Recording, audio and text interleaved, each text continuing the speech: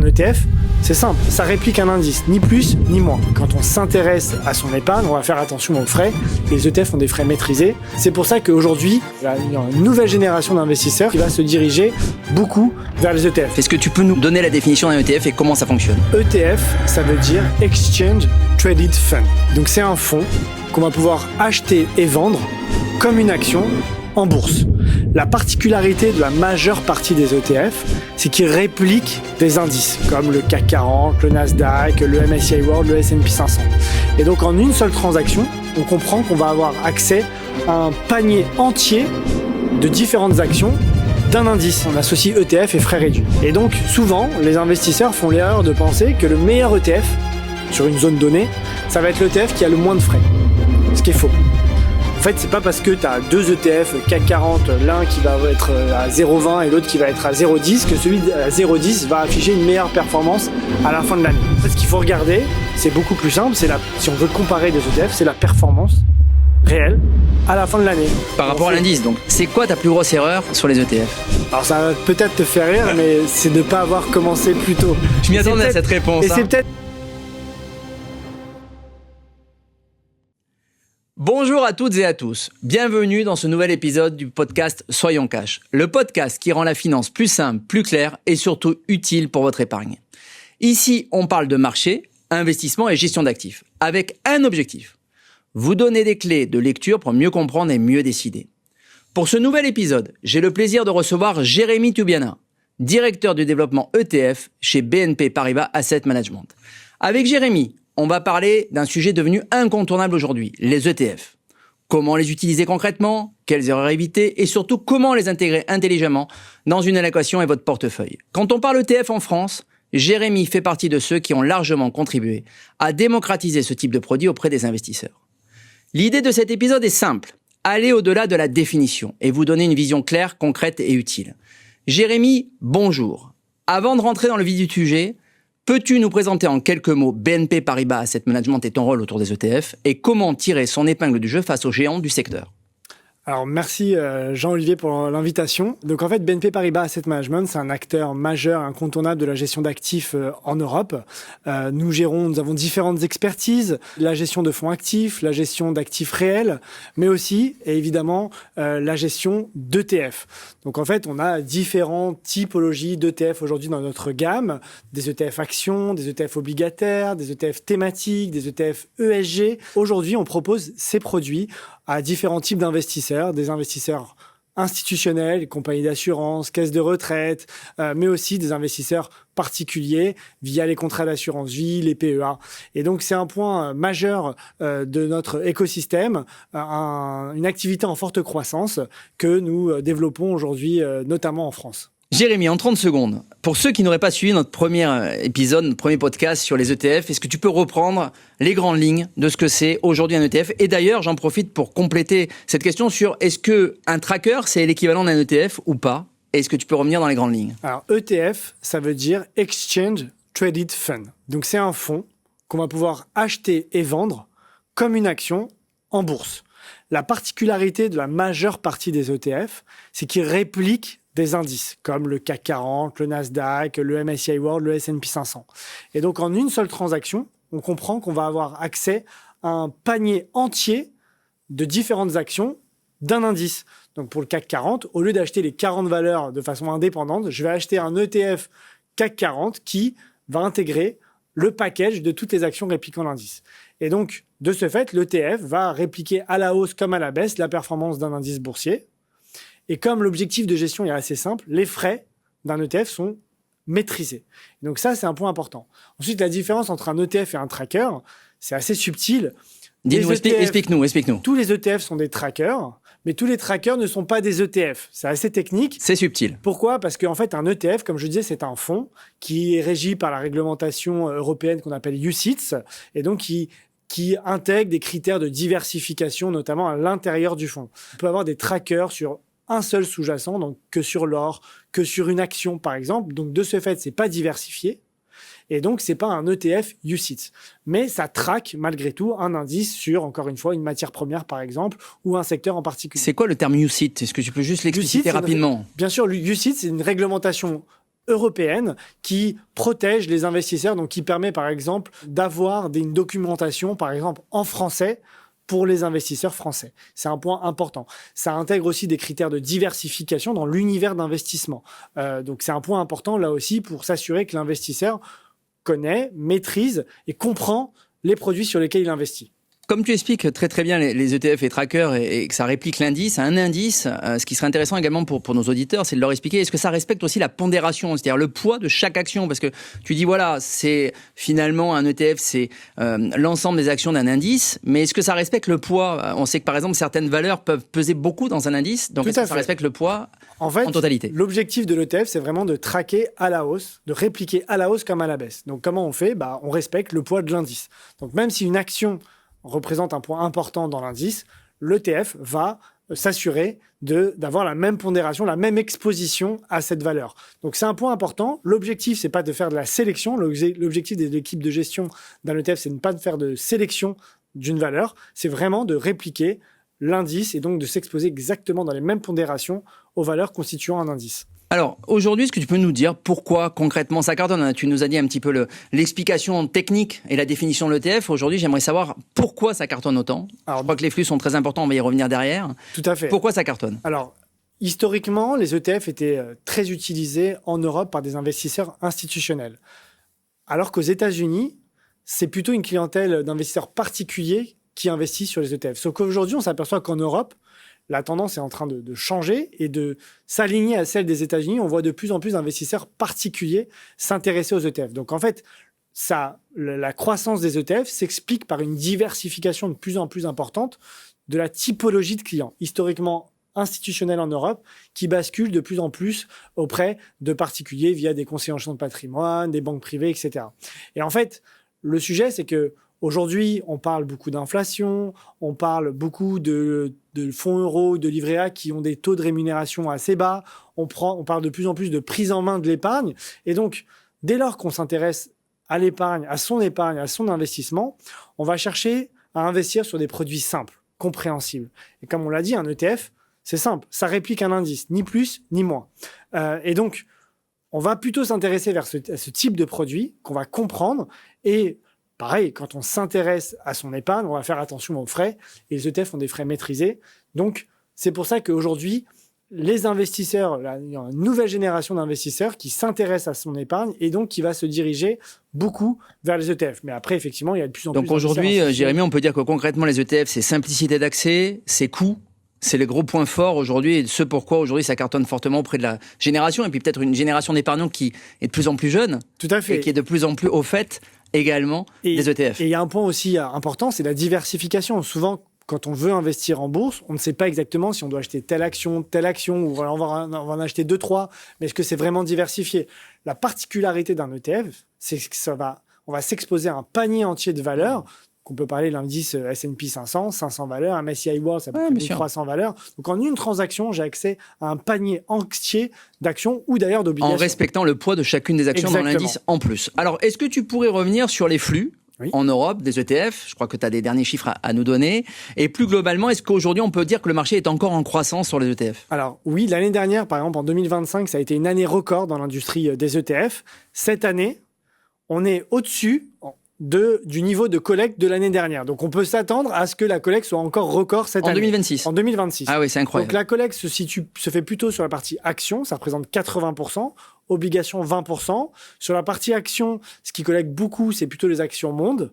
Et dans un second temps, et c'est assez, c'est un point important parce que c'est pas cohérent ou c'est un peu différent des années précédentes. C'est plutôt les actions européennes qui tirent la collecte après les ETF mondiaux. Il y a les ETF émergents qui collectent beaucoup en 2026 et, dans une moindre mesure, les ETF actions américaines. Donc, ce qui est intéressant de regarder, c'est que on a une tendance qui est très forte, plus que celle de l'année dernière qui était déjà record, toujours plutôt sur la partie action. Et est-ce que ça va continuer? Donc, malheureusement, j'ai pas de boule de cristal. Ce que l'on sait, c'est que la prochaine croissance du marché des ETF va sans doute venir du marché de la distribution, du marché retail, du marché des particuliers, qui grossit beaucoup en Europe, en France, en Allemagne, en Italie. Et donc, comme je le disais un peu tout à l'heure, ces investisseurs-là qui n'ont jamais investi vont Demain, et la jeune génération. Et la jeune génération va potentiellement aujourd'hui, la investir. croissance des ETF au travers de la jeune génération est très importante. Elle est très importante et on le voit d'ailleurs auprès des acteurs digitaux qui proposent des contrats d'assurance vie en ligne, des comptes titres ou des PEA en ligne. Et donc, quand on parle à ces acteurs-là, effectivement, on s'aperçoit que la part des ETF représente une grosse part du gâteau de leur collecte. Donc, signe qu'effectivement, il y a de plus en plus d'investisseurs, encore une fois, qui s'intéressent à leur épargne et de ce fait, ils s'intéressent aux ETF. Alors, ça me permet de rebondir et de continuer sur la phase plutôt pédagogique de notre podcast. Tu sais qu'on a un biais très important pour rendre la finance accessible. Donc, j'ai une question sur aujourd'hui, est-ce que concrètement, quand j'achète un ETF World, est-ce que globalement, je suis bien diversifié ou pas? Alors, ou est-ce que c'est une fausse idée, en fait? Tu es bien diversifié puisque tu as investi, tu es exposé à peu près à 1300 valeurs. Sauf qu'il va te manquer quelque chose dans le MSCI World, c'est les pays émergents. Donc c'est vrai qu'on parle beaucoup de l'indice MSCI World, qui est l'indice global action mondiale, mais des pays développés. Donc si tu veux vraiment être diversifié et avoir tout le monde, il faut avoir plutôt un investissement qui s'appelle un indice, un ETF qui va répliquer un indice All World ou All Country ou qu'on appelle aussi ACWI pour All Country. Et donc là, on va avoir les pays développés et les pays émergents. Alors, et donc, je vais être provocateur exprès, mais concrètement, quand je prends un ETF MSCI World, j'ai quand même une grosse pondération US. Tout à fait. Donc, si je veux aujourd'hui avoir une vraie répartition entre plusieurs zones, il va falloir que je couple et que je mixe avec plusieurs ETF en fonction des zones. Est-ce qu'on est d'accord avec ça? Alors oui, et aujourd'hui, l'indice monde, MSCI World, a une part importante, à peu près 70% sur les États-Unis. Mais ça représente en réalité le niveau de la capitalisation boursière mondiale. Aujourd'hui, il y a par exemple des investisseurs qui ont une préférence pour des indices World équipondérés. D'accord. Donc, qui permettent d'avoir une exposition équivalente sur toutes les actions composant l'indice et donc d'avoir une répartition, une exposition aux États-Unis plus faible que l'indice pondéré par la capitalisation boursière. Donc, en fait, en réalité, quel est le choix à faire entre les deux? Ça dépend de votre conviction. Est-ce que vous voulez juste être diversifié et pas avoir un risque plus important sur une zone par rapport à une autre? Ou est-ce que vous voulez être diversifié en étant investi sur les plus grosses capitalisations boursières et classés par leur niveau de capitalisation boursière? Ouais, on voit que c'est très technique, on voit que ça peut être technique, donc d'où l'intérêt aussi d'être accompagné ou en tous les cas de bien se documenter avant d'investir. Tout à fait. Alors, on y a un peu répondu, mais quelle serait l'erreur la plus fréquente ou quelle est l'erreur la plus fréquente que tu peux constater au travers des investisseurs qui investissent sur des ETF, justement? Alors, c'est une question très intéressante. Quand on parle d'ETF, on associe ETF et frais réduits. Ok, on sait que les ETF ont des frais réduits. Et donc, souvent, les investisseurs font l'erreur de penser que le meilleur ETF sur une zone donnée, ça va être l'ETF qui a le moins de frais. Ce qui est faux. En fait, c'est pas parce que tu as deux ETF CAC 40, l'un qui va être à 0,20 et l'autre qui va être à 0,10, que celui à 0,10 va afficher une meilleure performance à la fin de l'année. Pourquoi ? En fait, ça va dépendre de l'équipe de gestion qui va plus ou moins bien gérer, réussir à mieux traquer l'indice qui va répliquer. Donc, en fait, là, l'erreur à faire, c'est de se dire, je prends l'ETF le moins cher. En fait, ce qu'il faut regarder, c'est beaucoup plus simple. Si on veut comparer des ETF, c'est la performance réelle à la fin de l'année. Par rapport à l'indice, donc. Par rapport à l'indice. Ou par rapport à son indice. Par rapport à son indice ou par rapport à un ETF concurrent. Oui, bien sûr. Quand on cherche à comparer, on va essayer d'acheter. Donc il y a une vraie gestion quand même, il y a une vraie gestion de l'ETF. À l'intérieur de l'ETF, c'est pas simplement on réplique, c'est aussi une qualité de gestion. Je peux te confirmer, Jean-Olivier, qu'on a une équipe de gestion chez tous les ETF providers, chez tous les gérants ETF. C'est très intéressant qui est primordial et qu'on va juger sur sa capacité à bien gérer l'ETF. Et à s'assurer que, justement... Donc finalement, l'ETF, c'est aussi une gestion dynamique. C'est une gestion, alors, pas dynamique dans la sélection des valeurs, mais dynamique pour s'assurer d'avoir les bonnes exécutions au bon moment et donc d'avoir la meilleure performance, le meilleur suivi de performance par rapport à son indice. Alors aujourd'hui, est-ce que les ETF thématiques, puisqu'on continue bien sûr dans la construction de portefeuille, est-ce que les ETF thématiques, pour toi, sont aujourd'hui une bonne idée ? Ou est-ce que c'est clairement un piège pour les investisseurs et en même temps, quand on dit ETF, quand on dit ESG, est-ce que c'est compatible ou pas compatible? Est-ce que tu peux nous en parler? Donc concrètement, il y a deux questions. ETF thématique, est-ce que c'est une bonne idée? Et ETF et ESG, ton avis, ta perception des choses? Alors, on connaissait les ETF très traditionnels qui permettaient de s'exposer à des pays. Et effectivement, on a vu beaucoup se développer des ETF thématiques. En fait, la réalité, c'est que là, la particularité d'un ETF, c'est ça permet d'investir selon ses convictions. Donc, on va dire que c'est une fausse bonne idée si la thématique sur laquelle on investit marche pas. Mais là encore, j'ai pas de boule de cristal. La particularité d'un ETF, c'est que ça va permettre d'investir. C'est sûr que quand on fait un ETF thématique, c'est forcément un pari. C'est une conviction qu'on va avoir. Donc, en fait, c'est une bonne idée à condition qu'on croit à la conviction. L'important, c'est pas de se dire que quand j'investis sur une thématique, il se peut que la thématique, à court terme, elle peut sous-performer les indices. Mais quand on investit sur une thématique, en général, c'est pour une conviction long terme. Donc, on a des thématiques sur le secteur de l'intelligence artificielle, sur la thématique de la défense, sur la thématique de l'infrastructure, sur la thématique de l'économie circulaire. Il y a plein de thématiques aujourd'hui sur lesquelles on peut investir. L'important, c'est d'investir selon ses convictions. Et donc, et surtout, peut-être, de ne pas investir pour se dire tiens, j'investis sur cette thématique pour faire un pari, justement, c'est une conviction. Là, de toute façon, de manière générale, l'investissement sur des ETF actions, c'est une gestion de conviction sur le long terme et encore plus sur de la partie thématique. Alors, on n'en a pas parlé, mais les seuils d'accès sur les ETF, c'est quelques centaines d'euros. C'est une part. Donc en fait, des parts aujourd'hui à 5 euros, 10 euros. Qui voudrait Alors, ça me permet de pouvoir rebondir sur la question d'après. C'est comment je construis un portefeuille ETF simple, mais en fait, c'est un complément entre à la fois, bien sûr, l'enveloppe que je vais avoir à allouer à ce portefeuille et comment je construis ce portefeuille. Donc aujourd'hui, si je veux construire un portefeuille simple d'ETF, comment on fait? Qu'est-ce qu'on fait? Alors déjà, ça, c'est des questions qu'on a, nous, en direct avec les clients. Hein. Déjà, c'est très simple. C'est que l'accès à un ETF, c'est une part. Donc, il n'y a pas plus simple que ça. Et donc, comme je te le disais, il y a des parts qui valent 5 euros, 10 euros, 20 euros. Donc, il suffit de 20 euros, potentiellement, de 10 euros pour commencer à investir sur des ETF. C'est incroyable. Aujourd'hui, concrètement, tu dis 20 euros, boum, on peut déjà démarrer avec un premier ETF. Et acheter un indice international qui va te permettre d'être exposé aux plus grosses capitalisations boursières. Donc ensuite, comment on fait? Bon, déjà, le point important, et je ne vais pas te l'apprendre à toi qui est conseillé, c'est un investissement sur le long terme, un investissement régulier. Et ça, c'est un point important et on parle beaucoup de DCA quand on parle d'ETF, Dollar Cost Average. Donc, c'est un point important, justement, pour lisser, parce que là aussi... Alors, DCA, c'est la technique d'investir régulièrement. Régulièrement, on est d'accord, on achète et on investit régulièrement sur le même ETF pendant une période donnée, qui peut être par mois, par semaine, quasiment par heure. Tout à fait. Par heure, c'est plus compliqué, pas loin, mais par jour. Par mois, par toutes les 2 semaines, par jour potentiellement. Donc, ça permet d'en fait, là aussi, quand on n'a pas de maîtrise d'une tendance de marché, on ne sait pas si demain... Ça permet de lisser le point d'entrée. Exactement. Je ne sais pas si demain la bourse va ouvrir en hausse ou en baisse. Bien sûr. Par contre, j'ai peut-être une conviction sur le long terme que la bourse sur le long terme pourrait augmenter. Si je crois à ça, effectivement, investir tous les mois permet de lisser les points d'entrée et profiter de la hausse, parce que ça me permet de rentrer progressivement sur le marché, mais aussi de la baisse, parce que si la bourse baisse demain, ça va me permettre de rentrer à des points plus bas. Donc, long terme, investir régulièrement et de façon diversifiée. Alors, il y a 2 façons de voir la diversification. On peut le voir avec un seul ETF qui va être totalement diversifié. On parlait d'un indice World, All World, etc. Mais aussi, je peux être diversifié en investissant un peu sur des ETF actions, un peu sur des ETF obligataires, un peu sur des ETF thématiques. Tu parlais des ETF ESG, donc qui respectent les critères environnementaux, sociaux et de gouvernance. Ça peut faire partie de l'allocation.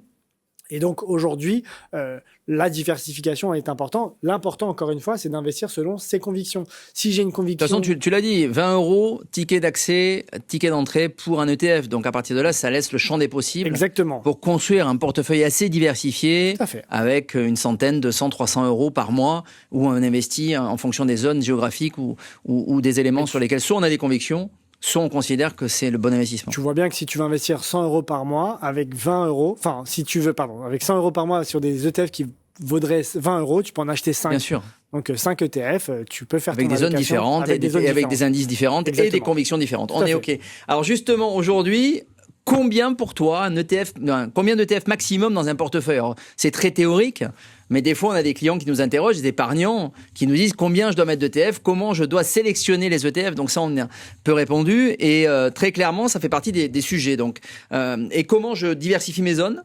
d'accord. Bon, alors, les zones géographiques, on l'a dit aussi un peu en amont. Est-ce que tu peux répondre à ces deux questions et ces deux interrogations que nous avons de la part de nos clients? Alors malheureusement, on risque de te décevoir. J'ai pas de bonne réponse parce que ça va dépendre évidemment des investisseurs. On a des investisseurs qui veulent acheter qu'un seul ETF parce que c'est plus simple à suivre. On a des investisseurs qui veulent diversifier le plus possible avec beaucoup plus de granularité. D'accord. Donc granularité, ça veut dire en fait investir un peu sur de l'Europe, un peu sur de l'Inde, un peu sur du Brésil, un peu sur du secteur automobile, un peu sur du secteur donc grosse diversification. Financier. La granularité, c'est la grosse diversification Exactement. de son portefeuille. Donc se dire j'investis pas uniquement sur un ETF monde, j'investis sur plusieurs ETF, sur plusieurs secteurs, plusieurs zones géographiques, plusieurs classes d'actifs. Donc en réalité, là aussi, ça va dépendre des convictions de chacun. Et après, est-ce qu'il faut avoir plus d'Europe, d'États-Unis? Ça, soit on a sa propre conviction, soit on fait appel à un conseiller financier. C'est pas forcément mon rôle aujourd'hui de vous dire sur quoi il faut investir, mais c'est pour ça que tu le disais. C'était pas le but de ma question. Le but de ma question n'était pas d'avoir un conseil, savoir comment on investissait, mais c'est savoir aujourd'hui, très clairement, nous on a des questions d'épargnants qui nous disent bon voilà, combien je dois mettre d'ETF, qu'est-ce que je dois choisir comme ETF, comment je construis mon portefeuille, je démarre. Donc tu l'as dit en amont. On peut faire. Il y a la version très simple, un seul ETF, et il y a la version un peu plus poussée. J'investis, j'ai vraiment des convictions. Je reviens d'un voyage en Asie, je veux investir sur l'Asie. Je crois vraiment plus à l'Asie qu'aux États-Unis. C'est une conviction personnelle.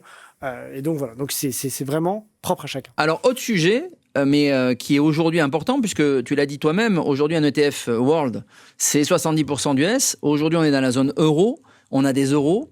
Donc aujourd'hui, est-ce qu'un investisseur doit se soucier du risque de change dans son ETF? C'est une très très bonne question. Parce que tu es exposé beaucoup en dollars. Tu parlais des marchés émergents, c'est aussi d'autres monnaies. Donc, comment ça se passe? Alors, peut-être un peu de technique. Ouais. Essayons de faire simple, justement. On va technique, mais simple. Tu me connais. Bien sûr. On peut investir en euros sur un ETF S&P 500. OK? D'accord. Si le dollar monte, mon ETF euro S&P 500 va d'autant plus s'apprécier. Si, à l'inverse, le dollar baisse, mon ETF S&P 500 va subir la baisse du dollar. Donc, pour être un peu plus concret, le marché action S&P 500 augmente de 10%. Mon change augmente de 10% sur l'année. Je vais faire plus 20%. Ce qui est important pour ceux qui nous écoutent, c'est de comprendre que quand on investit dans un ETF américain, tu parles du S&P 500, on a quand même un double risque. Tout à fait. On a un risque marché sur le S&P 500 et on a un risque dollar en fonction que le dollar monte ou baisse. Donc ça, c'est important de bien le comprendre et de bien l'appréhender pour les épargnants. Et c'est pour ça que mon deuxième exemple, si tu as les actions qui augmentent de 10%, mais le dollar qui baisse de 10%, à la fin de l'année, tu vas faire zéro. Donc il y a des clients qui disent, je comprends pas, j'ai vu sur Internet que la bourse américaine a monté, mais pourtant j'ai fait zéro. En réalité, c'est parce que le dollar s'est déprécié par rapport à l'euro et donc l'ETF n'a pas bénéficié, n'a pas... je te rassure, c'est que ces questions-là, on les a, nous, en direct. Les épargnants, les clients nous posent la question. On nous dit, comment ça se fait que j'ai pas monté alors que, pour le coup, j'ai vu que les indices américains avaient augmenté. Et c'est vrai qu'il faut regarder la partie devise. Exactement. Et c'est pour ça qu'aujourd'hui, tu as différents types d'ETF. Tu as l'ETF qui n'est pas couvert en change et l'ETF qui va être couvert en change, donc qui va neutraliser l'effet change. Ce qui veut dire qu'en fait, que le dollar monte ou baisse, ça n'aura aucun impact sur ta performance. Alors, tu parles de couverture. Pour ceux qui nous écoutent, très clairement, est-ce que déjà, petit 1, ça coûte, la couverture? Et petit 2, c'est quoi une couverture? Alors, une couverture, typiquement, comme je disais, si le marché action monte de 10%... Donc, c'est une assurance? C'est une sorte d'assurance, tout à fait. Si le marché action monte de 10% et que le dollar baisse de 10%, ton ETF va augmenter de 10%. Il va pas faire zéro. Il va pas y avoir de coût. Il va pas avoir de... C'est un coût d'opportunité plutôt, ou un risque d'opportunité. Donc... En fait, la couverture permet encore une fois, de te faire profiter uniquement de la performance des actions sans effet de devise. Donc, quand le dollar va baisser, si tu es couvert, ça va être bien pour ton ETF. Par contre, si tu es couvert et que le dollar monte, c'est un coup d'opportunité. Tu ne profiteras pas de la valorisation du dollar. Donc, tu conseilles à ceux qui nous écoutent que s'ils investissent sur un marché et qu'ils ne veulent pas subir le risque de change, ils doivent prendre des ETF couverts. Exactement. On est d'accord? Exactement. C'est ça l'idée. Et donc, il y en a aujourd'hui sur toutes les zone hors Europe, bien sûr, ou même hors euro, pardon, parce que tu as des ETF Europe avec des expositions sur la Grande-Bretagne ou la couronne, Suisse, exactement. Voilà, donc, dès qu'on sort de la zone euro, tu as potentiellement des ETF couverts en change qui existent. Alors maintenant, on va rentrer sur un autre sujet complémentaire. On va parler des ETF obligataires. Ouais. Très clairement, aujourd'hui, les ETF, on les connaît principalement sur la zone action. Donc aujourd'hui, est-ce qu'il y a un intérêt pour un investisseur d'aller choisir un ETF obligataire, d'accord ? Ou est-ce que pour toi, les ETF restent quand même malgré tout un investissement plutôt marché-action ? Alors, c'est une question assez simple et qu'on a aussi très régulièrement. Au risque de me répéter, ça va dépendre là aussi du profil. L'avantage d'un ETF obligataire, c'est qu'on va pouvoir adapter l'allocation au profil de risque du client. Parce qu'avant de se poser la question d'investir, c'est quel est mon profil de risque ? Si tu as un client qui te dit « je veux limiter les risques, je veux bien investir sur les marchés financiers », et encore une fois, les marchés financiers, c'est pas que les actions, ça peut être les obligations, mais j'ai un profil plus prudent, ou plus modéré, ou plus équilibré. Et donc là, l'intégration d'ETF obligataires fait beaucoup de sens. Aujourd'hui, tu as des ETF sur des obligations d'État, tu as des ETF sur les obligations d'entreprise, tu as des ETF sur les obligations indexées à l'inflation, tu as même des ETF qui offrent une rémunération équivalente au fonds monétaire. Donc tu as toute la panoplie, tous les ingrédients pour construire une allocation moins risquée ou plus prudente qu'un ETF, qu'un portefeuille 100% en action. Donc en fonction de ton profil de risque, tu vas pouvoir intégrer des ETF obligataire et donc avec un niveau de risque différent de celui des actions. Encore une fois, pas encore une fois, mais attention, c'est pas parce que c'est de l'obligataire que c'est potentiellement moins risqué que des actions, ça va dépendre des contextes de marché. Oui, bien sûr. Si on va chercher des obligations avec une durée plus longue, si on s'expose sur des zones émergentes, si on s'expose sur des obligations à haut rendement, voilà, tout ça, ça amène forcément beaucoup plus de risques. Alors, question qu'on a aussi régulièrement, et je te la pose. Alors bien sûr, après, on n'est pas là pour faire un conseil en allocation, mais est-ce qu'aujourd'hui, on peut construire une allocation à 100% ETF ? Tu peux. Et aujourd'hui, tu as déjà des acteurs, des conseillers, des institutionnels qui n'investissent exclusivement en ETF. Pourquoi ? Parce qu'ils ont tous les ingrédients pour mettre en place leur allocation d'actifs. En fait, la base de la gestion, c'est une gestion d'allocation d'actifs. L'allocation d'actifs, c'est quoi ? C'est quelle part je vais mettre sur les actions, quelle part je vais mettre sur les obligations. Sur la partie actions, quelle part je vais mettre sur les actions américaines, européennes, japonaises, quelle part je vais mettre sur les secteurs automobiles, financiers, etc., etc. Pareil sur la partie obligataire. Donc, c'est ça de l'allocation d'actifs. Donc, allocation plus conviction. Exactement. Et à partir de là, on construit une allocation. Et on peut aujourd'hui construire une allocation à 100% ETF. Quoi de plus simple ? Voilà, j'ai mon allocation États-Unis, Europe, Japon. J'ai des ETF qui vont en face. Et donc, je peux mettre en place mon allocation d'actifs avec des ETF, actions, obligations, matières premières. Très simple. Par contre, à charge pour l'épargnant de faire lui-même ses arbitrages en fonction de ses convictions ou de ses envies. Parce que contrairement à la gestion active, il n'y aura pas d'arbitrage au-delà de l'indice. Alors soit tu le fais tout seul, ou soit tu as des solutions de gestion pilotée. Je fais l'avocat du diable. Oui, bien sûr, mais tu as des solutions de gestion pilotée qui existent et qui permettent un pilote dans l'avion et qui va gérer cette allocation. Permettent de compenser cette partie-là. Parce que d'ailleurs, on parle beaucoup d'ETF, gestion passive, parce que c'est passif, ça réplique un indice. Mais dès lors que je choisis 2 ETF, je fais de la gestion active. C'est juste que je ne fais pas de la gestion active de sélection d'actions, je fais de la gestion active d'allocation d'actifs. Tu vois ce que je veux dire ? Donc, bien sûr. Et ça, c'est un point important. Je comprends parfaitement. Donc, c'est pour ça, beaucoup disent on oppose gestion active, gestion passive. En fait, il n'y a pas d'opposition. Quand je choisis 2 ETF, à minima 2 ETF, je fais de la gestion active. J'ai parfaitement compris et je pense que tout le monde l'aura compris. Alors, dans une assurance vie, justement, parce qu'on a quand même beaucoup de clients aujourd'hui, l'assurance vie représente une part importante des flux et des investissements en France. On a beaucoup de questions qui nous sont posées. Comment on fait pour intégrer les ETF en complément des fonds actifs ? Est-ce qu'il y a un intérêt ou pas ? Est-ce qu'ils sont toujours moins chers dans une assurance vie par rapport à d'autres enveloppes ? Donc voilà, que tu nous dresses un peu un panorama des ETF, assurance vie et concrètement par rapport à la gestion active. Alors déjà, les ETF sont de plus en plus présents dans les assurances vie. Chez BNP Paribas Asset Management, on a fait une étude avec Cantalis, en partenariat avec Cantalis, où en fait on a identifié que plus de 50% des contrats d'assurance vie commercialisés en France, bien sûr. C'est beaucoup. Et surtout qu'on part de loin. Commercialisent aujourd'hui des ETF. Et aujourd'hui, il y a des contrats qui proposent plus d'une centaine d'ETF dans leur univers, donc c'est un point vraiment très important. Et je rappelle que tu es quand même le pionnier, en plus des ETF en France, sur la commercialisation et la démocratisation. Donc aujourd'hui, tu es un témoin actif. Effectivement. On parle de gestion active. Tu es un témoin actif des ETF et de la percée des ETF au sein des contrats d'assurance vie en France. J'ai eu cette chance de pouvoir accompagner tout cet écosystème, et aujourd'hui, effectivement, les investisseurs peuvent avoir accès à des ETF dans la majeure partie de leurs contrats. Donc oui, les ETF sont accessibles en compte titre PEA, mais aussi en assurance vie, de plus en plus, et donc libre à chaque investisseur de pouvoir piocher. Et aujourd'hui, tu sais, on parlait souvent des comparateurs de contrats d'assurance vie. Souvent, les comparateurs analysaient uniquement les frais du contrat. Ouais. Les comparateurs analysaient uniquement le niveau de rémunération du fonds euro, qui sont des points très importants. Mais aujourd'hui, parmi les critères de sélection, c'est quel est le contrat qui référence le plus d'ETF. Bien sûr. Donc, ça montre à quel point ça prend une part importante dans le secteur. Là aussi, pour reprendre un terme que tu as employé précédemment, il y a de plus en plus de granularité à l'intérieur des comparateurs qui permettent d'être très fins dans la sélection du contrat qu'on va finalement choisir à la fin. Et parce que, encore une fois, il y a de la demande des investisseurs qui se disent moi, je veux avoir de plus en plus d'ETF dans mon allocation pour avoir le choix. Bien sûr. Alors, justement, on continue sur les ETF. On parle d'ETF actifs aujourd'hui. Alors, est-ce que c'est une vraie évolution ou est-ce que c'est juste un effet de mode ? En fait, comme je disais, il n'y a pas d'opposition à faire entre gestion active et gestion passive. L'objectif d'un investisseur, c'est d'essayer de faire mieux qu'un indice de référence. Donc, comment tu fais mieux qu'un indice de référence ? Tu peux le faire avec ton allocation d'actifs. Tu vas surpondérer une zone par rapport à une autre, ou tu peux le faire en sélectionnant des titres.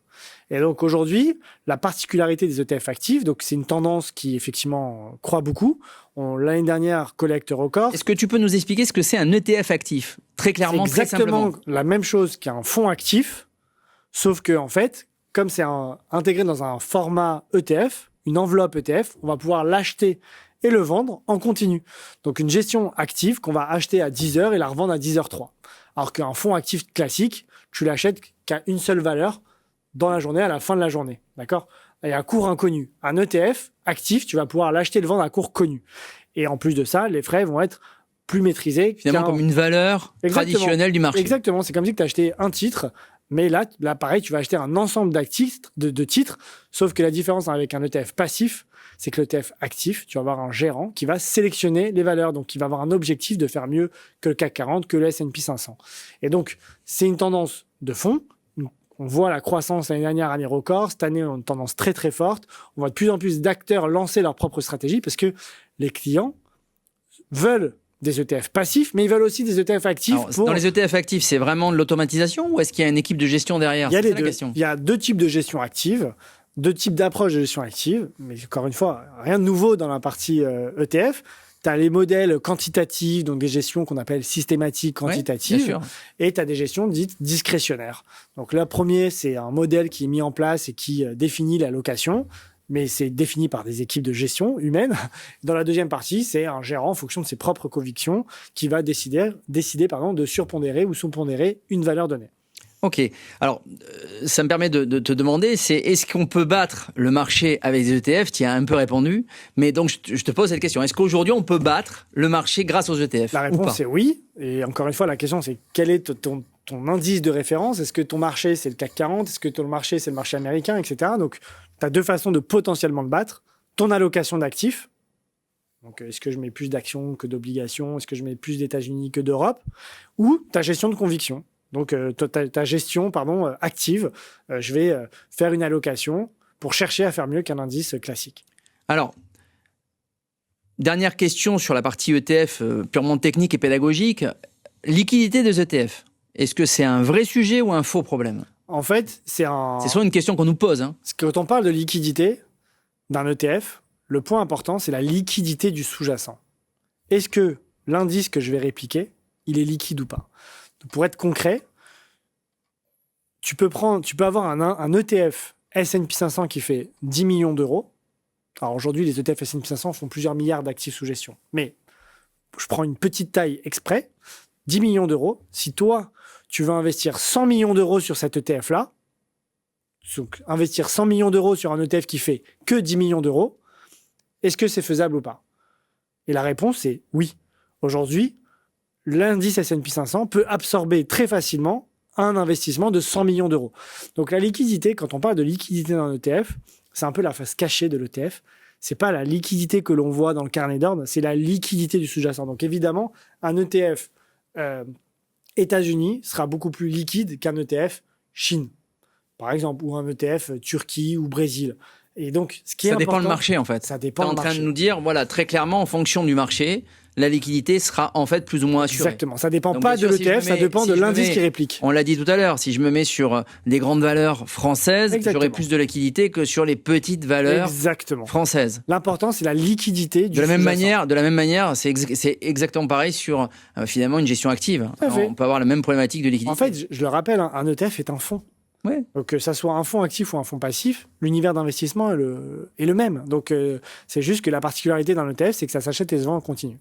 Alors, aujourd'hui, ce que j'aimerais, c'est que Jérémy nous donne un peu sa vision des choses. Alors, bien sûr, tout en restant avec la réserve que tu dois. Je te demande pas un conseil en allocation à cet instant précis, mais bien sûr, on va avoir des épargnants, des clients qui vont nous dire, bon, concrètement, Jérémy, aujourd'hui, s'il avait quelques euros, quelques milliers d'euros, il devrait investir sur un portefeuille avec 3 ETF, il ferait quoi? Voilà. Comment il fonctionne et sur quoi il se positionne? Alors, je vais pas donner de nombre d'ETF précis, mais en fait, j'ai 41 ans. J'ai peut-être un profil. Merci. J'ai peut-être un profil moins dynamique que par le passé, et donc j'essaierai d'avoir un portefeuille un peu plus diversifié, donc peut-être pas 100% actions. Donc j'aurai un ETF action très diversifié, un ETF obligataire très diversifié, et peut-être que je rajouterai un ETF, on parlait de thématique un thématique ou secteur, ben voilà, j'essaierai d'investir sur une thématique ou un secteur auquel je crois fort. Donc voilà, donc j'aurai 3 ETF, ETF action, ETF obligataire et un ETF de conviction. Intéressant. Si tu devais en garder un seul, j'aurais tu dois faire ton choix. J'aurais un ETF très diversifié, j'essaierai d'avoir l'ETF le plus diversifié pour voilà. C'est quoi, un ETF monde équipondéré par exemple? Soit équipondéré ou soit capitalisé réparti par capitalisation boursière. Mais en tout cas, un indice qui me permet, en une transaction, de m'exposer à tous les pays du monde. Alors, quel est le plus grand mythe aujourd'hui sur les ETF? On parle beaucoup de croissance des ETF. Moi, je travaille dans l'industrie ETF depuis 2016. Et donc, tous les ans, depuis 2016, on dit qu'il va y avoir un crack sur les ETF. Ça y est, ça n'arrête pas de grossir. Sauf qu'effectivement, chaque année, ça grossit. Et en fait, il n'y a pas de crack sur les ETF. Parce qu'encore une fois, les ETF, ce sont des fonds. On n'a jamais parlé de crack sur les fonds actifs. Un ETF est un fonds, il réplique un indice, donc il n'y aura pas de crack sur les ETF passifs. Enfin, a priori, c'est pas. On investit sur le même univers. Donc en réalité, ça grossit parce que, il faut savoir par exemple que les ETF ne représentent que 20% de la gestion d'actifs totale en Europe. Donc les fonds actifs représentent... Malgré la croissance qu'on connaît aujourd'hui, que tu as donnée en amont de ce podcast, et aujourd'hui, il y a aujourd'hui juste la quote-part du stock. Exactement. Du stock, pas des flux, mais du stock, c'est 20%. Et ce qui est intéressant, c'est que la croissance, elle est expliquée pas par un changement de répartition de fonds actifs vers des ETF passifs. C'est plutôt, ce qu'on voit beaucoup, du new cash, du nouvel investissement. On parlait des investisseurs particuliers. En fait, le gros changement par rapport à il y a 5-10 ans, c'est que tu as plus en plus de gens qui investissent en bourse. C'est pas des gens qui investissaient, qui font autre chose. Donc on est en train de passer finalement d'une phase d'épargnant à une phase d'investisseur. Exact. C'est ce que tu es en train de nous dire. Exactement. D'accord. On a vécu pendant des années avec le mythe du livret A. Le livret A, le mythe du fonds euro, le mythe de l'immobilier. C'est la jeune génération peut-être qui pousse ça aussi. C'est la jeune génération. Le fait que c'est peut-être plus compliqué d'acheter de l'immobilier. Tu vois, on se disait, pour investir en bourse, j'ai besoin de 5, 10, 20 euros. Investir en immobilier, c'est peut-être un peu plus compliqué. Faut payer les frais de notaire, faut faire des suivis de dossier. Là, en quelques clics ou en quelques transactions, en quelques clics, oui, sur une application, tu peux acheter un ETF ou via ton conseiller. Donc, ce qui change, c'est que le marché investissable, il y a un afflux de cash qui arrive sur le marché parce que les gens veulent prendre en main leur épargne. Et donc ça devenir acteur de leur épargne, donc devenir investisseur. Exactement. Et donc c'est ça qui est un point important. Donc le mythe, c'est quand est-ce que le marché ETF va se retourner? En fait, encore une fois, un ETF, c'est un fonds régi par la réglementation UCITS. Un fonds, c'est un fonds. Donc c'est investi de la même façon, sur le même type d'univers. Donc, c'est ça le point important. Et on le voit chaque année, ça continue de grossir, encore une fois, parce qu'il y a de plus en plus d'investisseurs qui rentrent sur le marché. Alors, Jérémy, j'aimerais que tu nous donnes ton erreur perso sur les ETF, tu sois transparent. C'est quoi ta plus grosse erreur sur les ETF? Alors ça va peut-être te faire rire, mais c'est de ne pas avoir commencé plus tôt. Je m'y attendais à cette réponse. Et c'est peut-être pas mon erreur, c'est celle de mes parents, tu vois. Finalement ne pas s'être dit, en fait, on va ouvrir une assurance vie, j'en sais rien, et on va mettre 20 euros, 50 euros. Bon, après, tu l'as dit toi-même, c'était quand même plus compliqué il y a quelques années d'avoir accès à des ETF, alors qu'aujourd'hui, ça devient beaucoup plus démocratisé. En partie grâce à toi, d'ailleurs. Tout à fait.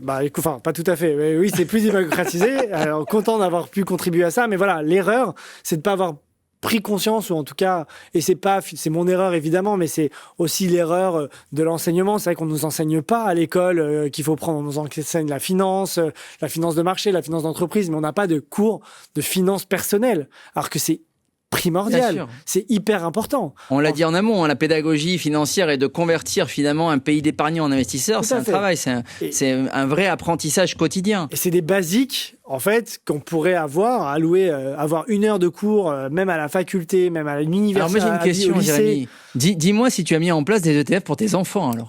Ça a été un des premiers points que j'ai mis en place. Enfin, une première chose que j'ai mis en place pour mes enfants, c'est clairement ça. Oui, c'est un point essentiel parce que pour moi, c'est important de préparer leur avenir et que voilà, et ça se prépare. Donc tu appliques à toi-même finalement ce que tu conseilles aux autres, Exactement. ce qui est plutôt une bonne chose. Donc dernière question, et justement ça me permet de recouper peut-être par rapport à tes enfants. Si aujourd'hui tu devais expliquer à un enfant de 10 ans comment bien utiliser un ETF, tu lui dirais quoi en fait? Je l'ai dit un peu tout à l'heure, c'est sur du long terme. Il faut le faire tôt pour profiter de la croissance des marchés financiers en espérant qu'ils soient croissants dans le temps. Le faire tous les mois, c'est peut-être le point essentiel. La régularité. Parce qu'encore une fois, on peut avoir des phases de marché, de hausse, de baisse. Et en fait, pour éviter des moments de stress quand ça baisse, tu vois, si j'investis une somme d'argent d'un coup et que le marché baisse demain, je vais être je vais être apeuré de dire oh punaise, j'ai perdu tout mon argent. Alors que si j'investis tous les mois, en fait, ça va me permettre d'être plus rassuré et de mieux gérer les phases d'évolution du marché. Et encore une fois, d'être diversifié, c'est un point important. C'est un peu le mot de la fin, ça. C'est un peu la conclusion. C'est diversifier, croire à la croissance du marché, peut-être pas s'investir sur un seul ETF pour diversifier. Ça permet d'avoir finalement plusieurs évolutions positives et de prendre plusieurs croissances, plusieurs secteurs en tous les cas, ou plusieurs indices. Et ça permet comme ça de diversifier. Et l'investissement progressif, on l'a dit en amont, c'est aussi un sujet important pour permettre de lisser les points d'entrée et capitaliser à moyen long terme. Et surtout qu'aujourd'hui, tu peux le faire aussi bien en assurance vie qu'en PEA, qu'en compte titre, que sur un PER. Bien sûr, il y a un accès aujourd'hui important sur les ETF. On l'a dit là aussi en amont. Et c'est vrai qu'aujourd'hui, quand on voit le nombre de contrats, entre autres d'assurance vie, puisque l'assurance vie reste aujourd'hui un des plus gros vecteurs d'investissement en France, aujourd'hui, c'est la majorité des contrats qui donnent accès aux ETF. Jérémy, merci beaucoup pour cet échange. On a pris le temps de comprendre ce que sont réellement les ETF, mais surtout comment les utiliser concrètement dans votre stratégie d'investissement. Merci pour ta pédagogie, ta clarté, ton regard sans filtre sur le sujet. Merci à vous tous d'avoir été à l'écoute de cet épisode de Soyons Cash. Si ça vous a plu, pensez à vous abonner, à liker et surtout à le partager autour de vous. On se retrouve très vite pour un nouvel épisode. D'ici là, restez curieux, restez éclairés et surtout, soyons cash.